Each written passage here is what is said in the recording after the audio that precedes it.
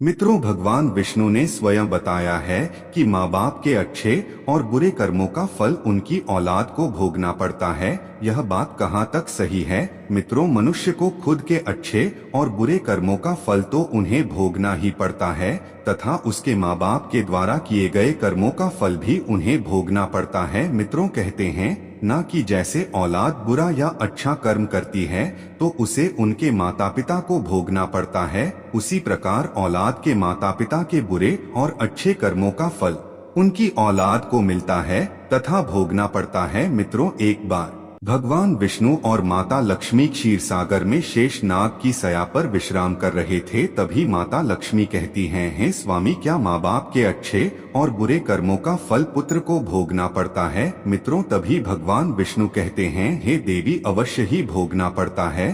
आज हम आपको एक प्राचीन समय की बहुत ही महत्वपूर्ण कथा सुनाते हैं, जिसे सुनने के बाद आपको पता चल जाएगा कि कैसे माँ बाप के अच्छे और बुरे कर्मों का फल उनकी औलाद को मिलता है या भोगना पड़ता है। मित्रों, फिर भगवान विष्णु कथा को आरंभ करते हैं और कहते हैं, हे देवी, प्राचीन काल की बात है। एक गांव में एक किसान रहता था। वह किसान बहुत ही गरीब था। किसी तरह से मेहनत और मजदूरी करके अपने घर का खर्च चलाता था। उसे मजदूरी में दिन भर काम करने के बाद 20 रुपए मिलते थे। उसमें से 10 रुपए वह नित्य दान करता और 10 रुपए में अपने परिवार का पालन पोषण करता था। इस तरह से करते हुए कुछ समय बीत गया और इसके बाद उसके 2 पुत्र हुए। अब उस किसान के परिवार में कुल 4 सदस्य हो गए, 2 पति पत्नी और उसके 2 जुड़वा लड़के। धीरे धीरे उनके पालन पोषण में किसान को समस्या होने लगी। मित्रों, क्योंकि इधर प्रतिदिन महंगाई बढ़ती जा रही थी। मित्रों, फिर आगे भगवान विष्णु माता लक्ष्मी से कहते हैं, हे देवी, एक दिन की बात है। किसान के लड़के ने अपने पिताजी से कहा कि पिताजी, आप नित्य 20 रुपए कमाते हैं, जिसमें से 10 रुपए आप दान कर देते हैं और 10 में हम अपना गुजारा कैसे कर पाएंगे? किसान को चुप देख करके उसकी पत्नी ने कहा कि नहीं बेटा, ऐसी कोई बात नहीं है। आपके पिताजी रोज 20 रुपए कमाते हैं और 10 रुपए दान कर देते हैं। यह दान तुम्हारे लिए ही करते हैं, दूसरों के लिए नहीं। मित्रों, लेकिन वह दोनों लड़के इस बात को नहीं समझते थे, क्योंकि वह दोनों नन्हे बालक थे। मित्रों, फिर आगे भगवान विष्णु कहते हैं, हे देवी, फिर इसी तरह से कुछ समय बीतता गया और किसान के दोनों लड़के धीरे धीरे बड़े होने लगे। इधर किसान की एक दिन काम करके घर आते समय कार से लड़ने की वजह से मृत्यु हो जाती है। जब किसान की पत्नी और उसके दोनों लड़कों को पिता की मृत्यु की खबर मिली तो उनको बड़ा दुख हुआ। एक दिन किसान के दोनों लड़कों ने अपनी माँ से पूछा कि माता जी, हमारे पिताजी कहाँ चले गए हैं? किसान की पत्नी ने कहा कि बेटे, तुम्हारे पिताजी हम सबको छोड़ करके भगवान भोले बाबा के पास चले गए हैं। जब तुम्हारे पिताजी थे तो रोजाना 10 रुपए कमाते थे और 10 रुपए की बचत करते थे। हमारा पालन पोषण उसी 10 रुपए में करते और बाकी का 10 रुपए वह दान करते थे।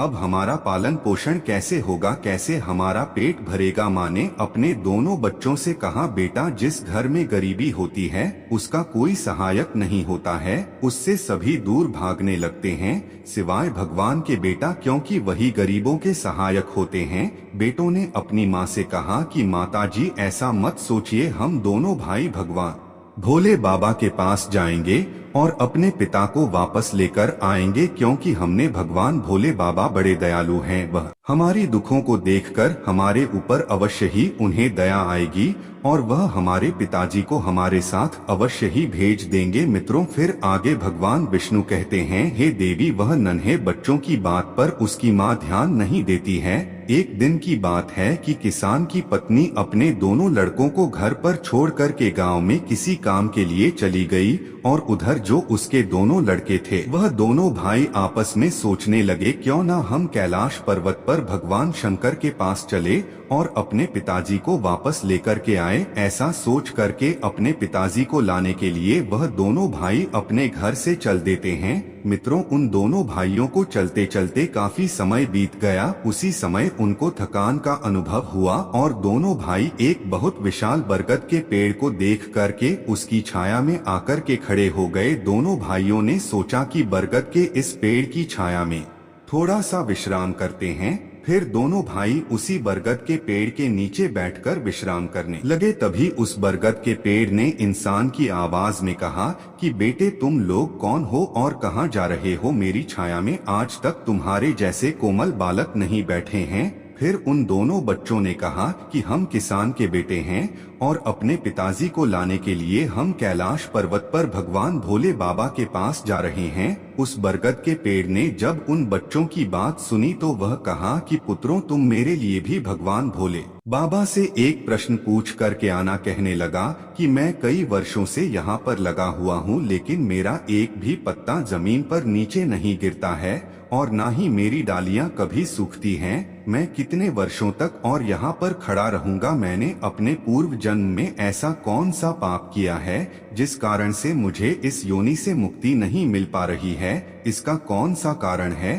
तब उन दिनों लड़कों ने कहा कि ठीक है, हम भगवान भोले बाबा से तुम्हारा यह प्रश्न जरूर पूछ करके आएंगे। मित्रों, फिर आगे भगवान विष्णु माता लक्ष्मी से कहते हैं, हे देवी, इतना कह करके वह दोनों बालक वहां से आगे चले जाते हैं। चलते चलते रास्ते में उन्हें एक बहुत ही भयानक बड़ा सा सांप मिल गया। उस सांप को देख करके वह दोनों भाई डर के मारे कांपने लगे और खड़े हो गए। वहां से वह दोनों भाई भागने ही वाले थे, तभी सर्प मनुष्य की आवाज में बोलने लगा और कहा कि बच्चों, तुम मुझसे डरो मत, मुझे इतना बताओ कि तुम कौन हो और कहाँ जा रहे हो? वह दोनों बच्चे उस सर्प के पास गए और हाथ जोड़ करके कहने लगे, हे नाग देवता, हम दोनों किसान के पुत्र हैं और हम दोनों जुड़वा भाई हैं। हम दोनों कैलाश पर्वत पर भगवान भोले बाबा के पास अपने पिताजी को लेने के लिए जा रहे हैं। उस सांप ने कहा कि बच्चों, तुम भगवान भोले बाबा से मेरा एक प्रश्न पूछ करके आना। मैं कई वर्षों से यहाँ पर पड़ा हुआ हूँ, मेरे से अब चला भी नहीं जाता। मेरे शरीर में इतनी जान नहीं है कि मैं थोड़ा सा भी चल फिर सकूं। मैंने अपने पूर्व जन्म में ऐसा कौन सा पाप किया है जिस कारण से मुझे इस योनि से मुक्ति नहीं मिल पा रही है? इसका कौन सा कारण है? तब उन लड़कों ने कहा, ठीक है, हम भगवान भोले बाबा से तुम्हारा यह प्रश्न पूछ करके जरूर आएंगे। मित्रों, फिर आगे भगवान विष्णु माता लक्ष्मी से कहते हैं, हे देवी, इतना कह करके वह दोनों लड़के आगे चलने लगे। फिर चलते चलते रास्ते में उन्हें एक सेठ जी मिले। सेठ ने कहा कि बच्चों, तुम दोनों कौन हो और इतनी कड़ी धूप और गर्मी में कहाँ जा रहे हो? देखने में तो तुम बड़े ही सुकुमार और कोमल लग रहे हो। उन लड़कों ने कहा कि हम दोनों सेठ जी किसान के बेटे हैं और हम दोनों सगे जुड़वा भाई हैं। हम दोनों कैलाश पर्वत पर भगवान भोले बाबा के पास अपने पिताजी को लाने के लिए जा रहे हैं। उस सेठ ने कहा कि तुम भगवान शिव से मेरा एक प्रश्न पूछ कर आना। फिर वह सेठ कहता है, हे बेटो, मैं चलते हुए राहगीरों की प्यास बुझाने के लिए कई सालों से यहाँ पर एक कुआं खुदवा रहा हूँ, लेकिन इसमें पानी अभी तक नहीं निकला है। मैंने अपने पूर्व जन्म में ऐसा कौन सा अपराध किया था जिस कारण से इस कुएं में अभी तक पानी नहीं निकला है? मैंने इसमें बहुत सारे पैसे भी खर्च कर दिए हैं, इसका क्या कारण है? उन लड़कों ने कहा, ठीक है सेठ जी, हम भगवान भोले बाबा से तुम्हारा यह प्रश्न पूछ करके जरूर वापस आएंगे। मित्रों, फिर आगे भगवान विष्णु माता लक्ष्मी से कहते हैं, हे देवी, इतना कह करके वे दोनों बालक वहां से आगे की ओर चल दिए। चलते चलते रास्ते में उन्हें एक बहती हुई नदी मिली। फिर धीरे धीरे दोनों भाई नदी के किनारे पर पहुँचे तो उस नदी से एक मछली निकालकर उनके पैरों के पास आ गई और कहने लगी, है बच्चों, तुम कौन हो और कहाँ जा रहे हो? तुम दोनों बिना नाव के ही क्यों जा रहे हो? तब उन्होंने कहा कि नाव में बैठने के लिए हमारे पास पैसे नहीं हैं, क्योंकि हमारे जो पिताजी थे वे नित्य 10 रुपए कमाते थे, जिसमें से 10 रुपए रोजाना वे दान कर देते थे और 10 रुपए से हमारा पालन पोषण होता था और किसी तरह से हमारे घर का गुजारा होता था। अब हमारे पिताजी घर पर नहीं है, वे भगवान भोले बाबा के पास चले गए हैं, इसलिए हम दोनों भाई उनको लाने के लिए कैलाश पर्वत पर भगवान भोलेनाथ के पास जा रहे हैं। मित्रों, फिर आगे भगवान विष्णु कहते हैं, हे देवी, उन बच्चों की बात सुनकर के उस मछली ने कहा कि बच्चों, तुम भगवान शिव से मेरा एक प्रश्न पूछ करके आना। कई वर्षों से मैं इस नदी में भटक रही हूँ, मेरी 7 पीढ़ियाँ गुजर गई हैं, परंतु मैं अभी तक इसी नदी में रह रही हूँ। मैंने अपने पूर्व जन्म में ऐसा कौन सा अपराध किया था जिसके कारण मुझे इस योनि से मुक्ति नहीं मिल पा रही है? इसका क्या कारण है? तब उन लड़कों ने कहा, ठीक है, हम भगवान भोलेनाथ जी से तुम्हारा यह प्रश्न जरूर पूछेंगे और वापस आते समय तुम्हें बता करके जाएंगे। इतना कह करके वे दोनों लड़के वहां से आगे बढ़े। चलते चलते दोनों भाई नदी के दूसरे किनारे पर पहुंच गए। दूसरे किनारे पर जब वे पहुंचे तो देखा कि एक मरा हुआ व्यक्ति वहां पर पड़ा हुआ है। दोनों भाई उस मरे हुए आदमी को लांघ करके जब जाने लगे तो वह मरा हुआ आदमी चिल्लाने लगा और कहने लगा कि बच्चों, तुम कौन हो, कहाँ जा रहे हो? उन लड़कों ने उसकी आवाज सुन करके कहा कि हम किसान के पुत्र हैं और हम दोनों जुड़वा भाई हैं। हम दोनों भाई कैलाश पर्वत पर भगवान भोले बाबा से अपने पिताजी को लेने के लिए जा रहे हैं। उस मृतक आदमी ने कहा कि तुम भगवान भोलेनाथ से मेरा एक प्रश्न पूछ करके आना। मेरा शरीर कई वर्षों से इस नदी के किनारे पर ही है। कभी पानी का लहर आता है तो मेरा शरीर नदी के अंदर चला जाता है, लेकिन वापस नदी के बाहर निकल करके किनारे पर फिर से मेरा शरीर आ जाता है। ना तो मेरा शरीर गलता है और ना ही सड़ता है। इतने सालों से जैसे का तैसा ही है। मैंने अपने पूर्व जन्म में ऐसा कौन सा पाप किया था जिसके कारण मुझे इस शरीर से मुक्ति नहीं मिल पा रही है, और इसका क्या कारण है? उन लड़कों ने कहा, ठीक है, हम भगवान भोलेनाथ से तुम्हारा यह प्रश्न पूछ करके जरूर आएंगे। मित्रों, फिर आगे भगवान विष्णु माता लक्ष्मी से कहते हैं, हे देवी। इतना कह करके वे दोनों बालक चलने लगे। वहां से चलते चलते दोनों भाई कैलाश पर्वत पर भगवान शिव के पास पहुंच गए और हाथ जोड़ करके भगवान भोलेनाथ को दोनों भाई प्रणाम किया और कहने लगे कि हे भोले बाबा, मेरे पिताजी कहाँ पर है? जब हमारे पिताजी घर पर थे तो वे रोजाना 20 रुपए कमाते थे और जिसमें से 10 रुपए दान करते और बचे पैसों से हम लोगों का पालन पोषण करते थे। लेकिन अब वे जब घर पर नहीं है तो हम दोनों भाई और हमारी माँ भूखे मर रहे हैं। आप उन्हें जल्दी से हमारे साथ हमारे घर पर भेज दीजिए। मित्रों, फिर आगे भगवान विष्णु माता लक्ष्मी से कहते हैं, हे देवी। भगवान भोले बाबा ने उन दोनों बालकों की बात सुनकर कहा, ठीक है, मैं तुम्हारे पिताजी को घर पर भेज दूंगा। पहले तुम दोनों भाई यहाँ पर बैठो। भगवान भोलेनाथ ने उन दोनों बालकों को अपने पास में बिठाया और भोजन कराया, और भोजन कराने के बाद पूछा कि तुम दोनों भाइयों को और क्या चाहिए? मित्रों, फिर उन दोनों लड़कों ने रास्ते में जो जो उनको मिला था उनके प्रश्न भगवान भोलेनाथ से पूछे। भगवान भोले बाबा ने उन सभी के प्रश्न का उत्तर दिया और कहा कि हे पुत्रों, तुम दोनों जाते समय उन सबको उनके उत्तर बताते जाना। और भगवान भोलेनाथ ने कहा कि तुम दोनों अपने घर पर जाओ, तुम्हारी माँ तुम्हारा इंतजार कर रही है। तुम्हारे पिताजी तुम्हारे घर पर पहुंच जाएंगे। फिर दोनों भाई भगवान भोलेनाथ को प्रणाम करके वहां से वापस अपने घर के लिए चलने लगे। चलते चलते रास्ते में सबसे पहले उन्हें वही मरा हुआ आदमी मिला जो नदी के किनारे पर पड़ा हुआ था। उन दोनों लड़कों को देख करके वह मरा हुआ आदमी कहने लगा, बच्चों, तुमने भगवान भोले बाबा से मेरा प्रश्न पूछा था। तब उन्होंने कहा कि हाँ, हमने भगवान भोलेनाथ से तुम्हारा प्रश्न पूछा था। भगवान भोलेनाथ ने कहा कि तुम पहले बहुत बड़े विद्वान थे, परंतु किसी को भी अपना ज्ञान नहीं बांटा। अब मर गए तो वह ज्ञान तुम्हारे अंदर ही अंदर खोल रहा है। जब तक तुम अपना ज्ञान किसी को नहीं बांटोगे तब तक तुम्हारी आत्मा को शांति नहीं मिलेगी। फिर मित्रों, आगे भगवान विष्णु माता लक्ष्मी से कहते हैं, हे देवी। फिर उस मृतक आदमी ने कहा कि बच्चों, अब ऐसी हालत में मेरे पास ज्ञान लेने के लिए कौन आएगा? तुम ही मेरा ज्ञान ले लो। फिर उस मृतक आदमी ने दोनों भाइयों को जितना भी उसके पास ज्ञान था वह सारा ज्ञान उन दोनों बालकों को दे दिया, और ज्ञान देने के बाद तुरंत ही उसकी आत्मा को मोक्ष की प्राप्ति हो गई। फिर दोनों भाई वहां से आगे चल पड़े। चलते चलते उन्हें वही मछली मिली। मछली ने कहा कि बच्चों, क्या तुमने भगवान भोले बाबा से मेरा प्रश्न पूछा था? उन दोनों बालकों ने कहा कि हाँ, भगवान भोलेनाथ से मैंने तुम्हारा प्रश्न पूछा था। उन्होंने कहा है कि तुम्हारे अंदर अमृत है, जब तक तुम इस अमृत को किसी को नहीं दोगी तब तक तुम ऐसे ही व्याकुल रहोगी। फिर मछली ने कहा कि बच्चों, अब कौन मिलेगा मुझे? तुम ही मेरा अमृत ले लो। फिर मछली ने अपना अमृत उन दोनों बच्चों को दे दिया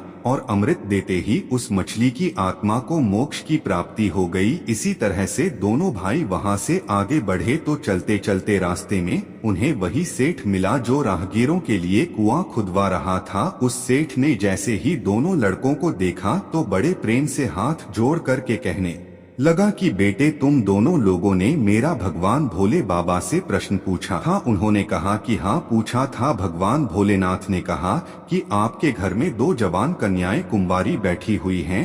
जब तक आप उन दोनों कन्याओं का विवाह नहीं करेंगे और कन्यादान नहीं करेंगे तब तक इस कुआं में पानी नहीं निकलेगा। पहले जो तुम्हारा कर्म है उसे करिए, जो ईश्वर ने तुमको दायित्व सौंपा है। पहले आप कन्यादान करो, उसके बाद इस कुएं को खुदवाओ। मित्रों, फिर उस सेठ ने कहा कि मैं अपनी कन्याओं के लिए लड़का कहाँ ढूंढने के लिए जाऊंगा? तुम दोनों मुझे बहुत ही सीधे स्वभाव के दिख रहे हो और सुंदर भी हो और देखने में एक जैसे दिख भी रहे हो। अब तुम दोनों जवान भी हो गए हो और विवाह के योग भी हो गए हो, तो हे बेटो, तुम दोनों ही मेरी लड़कियों से विवाह कर लो। मित्रों, फिर आगे भगवान विष्णु माता लक्ष्मी से कहते हैं, हे देवी। फिर उस सेठ ने अपनी दोनों लड़कियों का विवाह उन दोनों लड़कों के साथ कर दिया। फिर सेठ ने वहां से अपनी दोनों बेटियों को बहुत सारा धन देकर विदा कर दिया। दोनों भाई आगे चलते चलते रास्ते में उनको वही सर्प मिला। उस सर्प ने कहा कि बच्चों, क्या तुमने भगवान भोले बाबा से मेरा प्रश्न पूछा था? तब उन्होंने कहा, हाँ पूछा था। भगवान भोलेनाथ ने कहा कि तुम्हारे पास जो नागमणि है, तुम उस नागमणि को धरती पर नहीं उगलते हो और ना कभी किसी को दान दिया है। जब तक तुम इस मणि का दान नहीं करोगे तब तक तुम्हारा शरीर ऐसे ही बना रहेगा। फिर उस सांप ने कहा कि बच्चों, मैं यह नागमणि अब किसको दूं? इस नागमणि को तुम ही ले लो। फिर उस सांप ने अपनी नागमणि को उन बच्चों को दे दिया। मित्रों, नागमणि को देते ही उस सर्प की आत्मा को मोक्ष की प्राप्ति हो गई। इस तरह से वे दोनों भाई अपनी पत्नी को लेकर फिर आगे चलने लगे। चलते चलते रास्ते में उन्हें वही बरगद का विशाल पेड़ मिला जिसके नीचे छाया में वे विश्राम करने के लिए बैठे थे। उसने पूछा कि बच्चों, क्या तुमने भगवान भोले बाबा से मेरा प्रश्न पूछा था? उन्होंने कहा, हाँ पूछा था। भगवान भोलेनाथ ने कहा कि पूर्व जन्म में तुम्हारा काम गुरुकुल में बच्चों को शिक्षा देना था। तुम्हारा पद एक गुरु का था, परंतु तुम उसके बदले में छोटे छोटे बच्चों से अपना काम करवाते थे, हाथ पैर दबाते और उन्हें अच्छी तरह से शिक्षा नहीं देते थे। तुम पूर्व जन्म में बहुत बड़े विद्वान थे, परंतु तुमने उन बच्चों को शिक्षा नहीं दी। उन बच्चों के श्राप के कारण तुम हिलडुल नहीं सकते। तुम्हारे अंदर जो ज्ञान भरा हुआ है उसे किसी को दे देना, इसके बाद में तुम्हें फिर मोक्ष की प्राप्ति होगी। मित्रों, फिर आगे भगवान विष्णु माता लक्ष्मी से कहते हैं, हे देवी। उन दोनों लड़कों की बात सुनकर उस पेड़ ने कहा कि मैं यह ज्ञान किसे दूंगा, तुम ही ले लो। फिर उस बरगद के पेड़ ने दोनों भाइयों को अपना जितना भी उसके पास ज्ञान था सब दे दिया। जैसे ही उस बरगद के पेड़ ने उन दोनों बच्चों को अपना ज्ञान दिया तो उसकी भी आत्मा को शांति मिल गई और वह उस पेड़ की योनि से मुक्त हो गया। फिर दोनों भाई अपनी पत्नियों के साथ चलते चलते अपने घर पहुंच गए। जब दोनों भाई अपने घर पहुंचे तो किसान की पत्नी उनको देख कर के बड़ी खुश हुई और कहने लगी कि बेटों, तुम दोनों कहाँ चले गए थे और यह दोनों लड़कियां तुम्हारे साथ में कौन है? फिर दोनों भाइयों ने जो भी उनके साथ घटनाएं घटी थी वह सब कुछ अपनी माँ को बता दिया। फिर मित्रों, आगे भगवान विष्णु माता लक्ष्मी से कहते हैं, हे देवी, अब उन दोनों बच्चों को ज्ञान हो चुका था कि हमारे पिताजी वापस नहीं आ सकते। अब उनकी मुक्ति हो चुकी है। उनके पिताजी ने जो दान धर्म किया था उसका फल उन दोनों भाइयों को भगवान भोले बाबा ने दे दिया। मित्रों, इस प्रकार से भगवान विष्णु ने माता लक्ष्मी को बताया है कि माता पिता के अच्छे और बुरे कर्मों का फल उनकी औलाद को कैसे प्राप्त होता है और पूर्व जन्म के कर्मों का फल व्यक्ति को कैसे मिलता है और उसके पिता द्वारा किए गए पाप और पुण्य कर्म भी उसके बच्चों को कैसे मिलते हैं। मित्रों, उम्मीद करता हूँ आप सभी लोगों को यह कथा पसंद आई होगी। अगर आप लोगों को यह कथा पसंद आई हो तो वीडियो को लाइक जरूर करें और कमेंट में जय श्री हरि विष्णु लिखकर चैनल को सब्सक्राइब करके बेल आइकन ऑल पर प्रेस कर लीजिए, जिससे आप सभी लोगों को आध्यात्मिक कथाएं सबसे पहले प्राप्त हो सके। मित्रों, वीडियो को पूरा देखने के लिए आप सभी लोगों का धन्यवाद।